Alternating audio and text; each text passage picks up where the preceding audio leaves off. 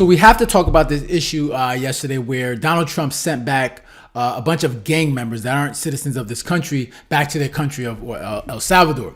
And of course, there was an activist judge who blocked that action. And of course, Trump said, yeah, well, I'm gonna just, he just ignored it and kept doing it. And he sent them back to their country.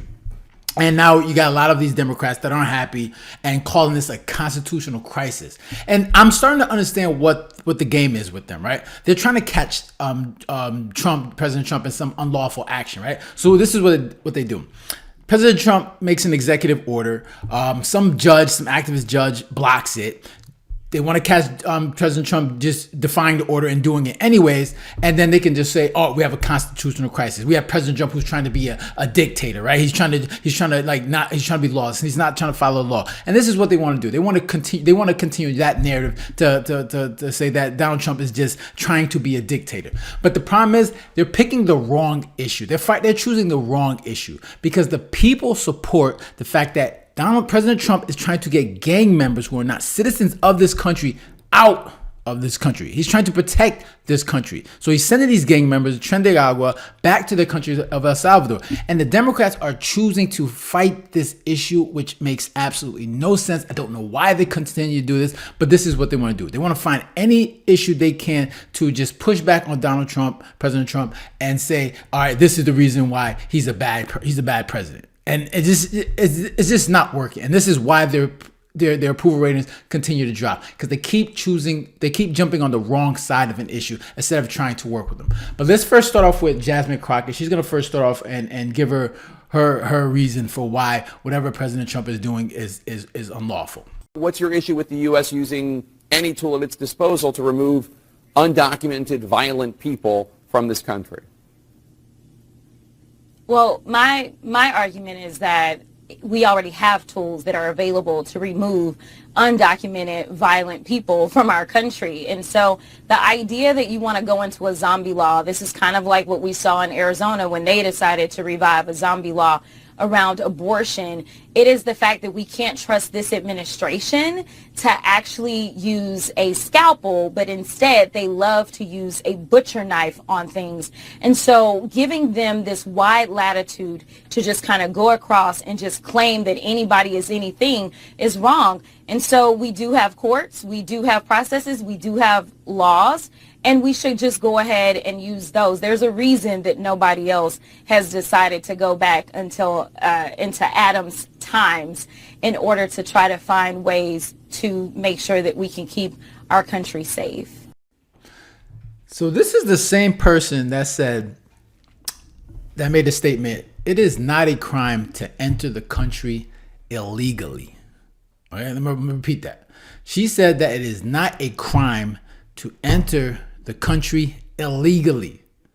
So why are we who cares what her thoughts are on this, right? 'Cause she clearly doesn't even understand the law, right? She obviously she's for some reason becoming one of the faces of the Democratic Party, which is why they continue to just falter and they have no direction, because they're following people like her, right? Who has no idea what they're talking about.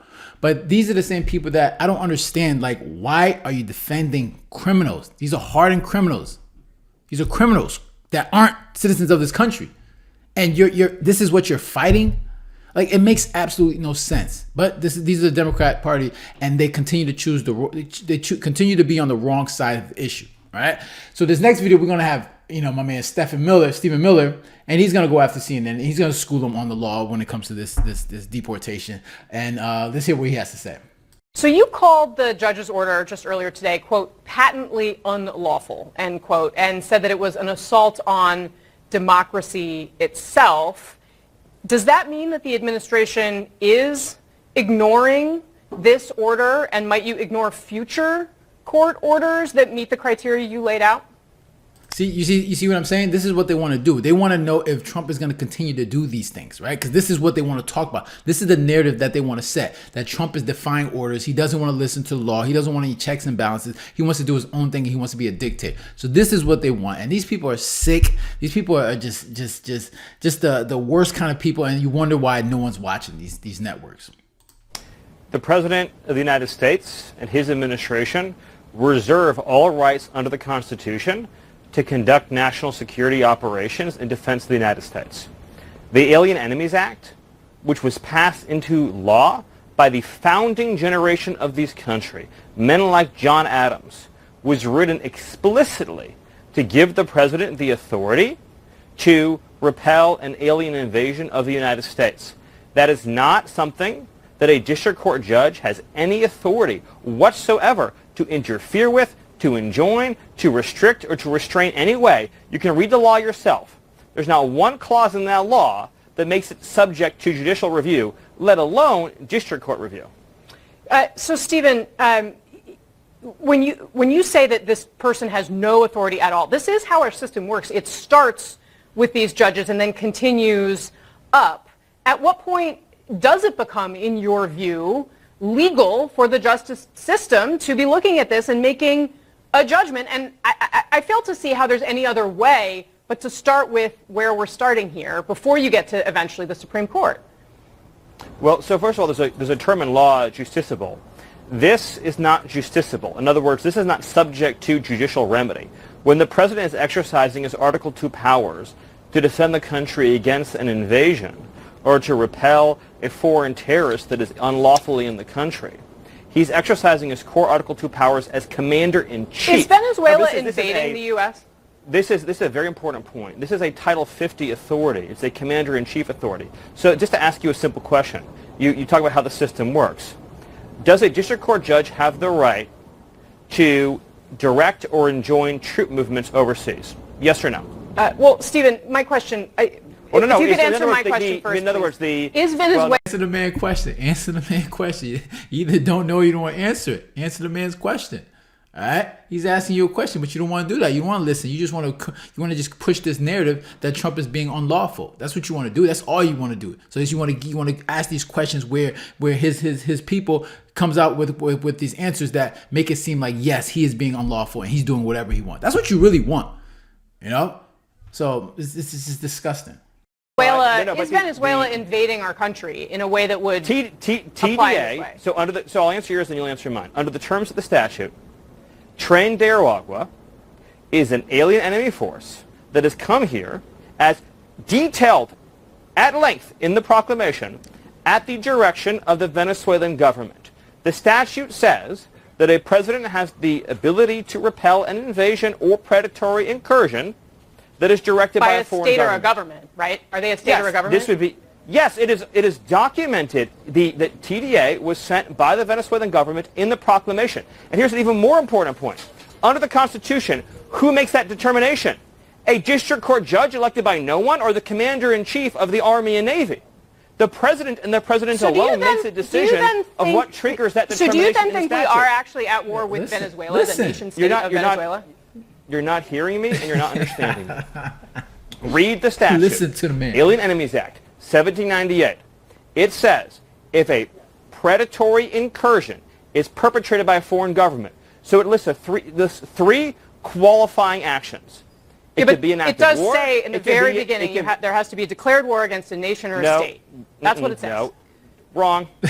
Look at the statute. It's on my account on social media. That's actually where we Everyone found can it go earlier. Yes. Read it. It says, or a predatory incursion, or an invasion. The statute delineates three criteria for triggering the Alien Enemies Act. One is an act of war, which, by the way, an invasion is an act of war, but put that aside. One is an invasion, which this is. One is a predatory incursion, which this is. So it actually meets all three statutory criteria, but with respect to this particular statute, the proclamation is utilizing the incursion and invasion language in the statute. But this is a very important question, because no, hold on. It's a very important question. Listen. You said the way our system works is the President of the United States commands the armed forces of the country, commands the foreign policy of the country, and that's subject to district court review. That is fundamentally untrue. I never said that, Stephen. I did not say... That has never been true. This was not a military operation. A district court judge can no more enjoin the expulsion of foreign terrorists to foreign soil, that he can direct the movement of Air Force One, that he can direct the movement of an aircraft carrier, that he can direct Marco Rubio to engage in diplomacy in a country or not. Do you think the Supreme Court has any say over this or not? Does the Supreme Court of the United States... All right, so, look, you've heard all that. And it's getting to a point where, it's like, why does a judge, some federal judge, have more authority than the president? Okay. And look, I don't think any of us want to get to a point where, any president is just doing whatever they want and there's no check and balance. But the fact that you're talking about a president who's trying to, obviously protect the national security of the United States, by sending gang members that are not citizens of this country back to their country, you would think that that's something that we can all agree to. However, when you have these federal judges out here saying, no, you can't do that, and they're usurping the authority of the president, we can't run our country that way. All right. But it's getting to a point where this is what they want to do. They want to oppose everything Donald Trump does so they can get to them to say that, look at him. He's not following the ruling of the judge, and he's just doing whatever he wants to make it seem like he's this dictator. All right. But we should all be in agreement that, we have these dangerous gangs in our country that aren't American citizens. We need to get them out. And this shouldn't be an argument. This shouldn't be a discussion. But of course, the Democrats, they want to do the opposite of whatever Trump is doing just to say that they're opposing him. And it's a losing issue, which is why their approval ratings continue to drop.